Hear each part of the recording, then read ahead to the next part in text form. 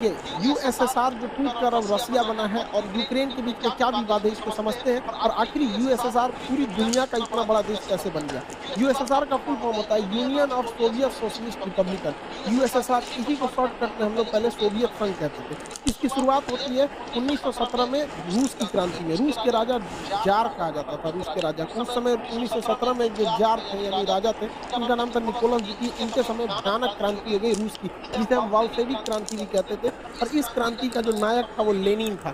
Lenin Germany में exile पे था, वापस वो आ गया यहाँ पर, इस क्रांति को बहुत आगे बढ़ावा ले गया और इस क्रांति के फलस्वरूप रूस जो था एक संगठन बनाया जिसका नाम रखा गया सोवियत संघ। और सोवियत संघ की स्थापना यानी यूएसएसआर की स्थापना 1922 में हो गई थी और यह सबसे बड़ा देश बना और इसमें 15 छोटे छोटे देश मिलकर एक विशाल खंड का निर्माण करते थे, जिसमें यूक्रेन भी 1922 में यूएसएसआर में शामिल हुआ था, जो अलग हुआ 1991 में अलग हुआ था। तो अब हम समझते हैं यूएसएसआर कितना बड़ा था। ये अभी इसमें ये सारे देशों को अगर हम शामिल कर लेते थे तो ये एक्स्ट्रा इतनी जमीन जो थी वो यूएसएसआर के पास थी। टूटने के बाद ये 15 देश टूटने के बाद भी 70% एरिया बच गया रूस के पास। यूएसएसआर ज्यादा समय तक नहीं चल पाया था और रूस 15 देशों में टूट गया।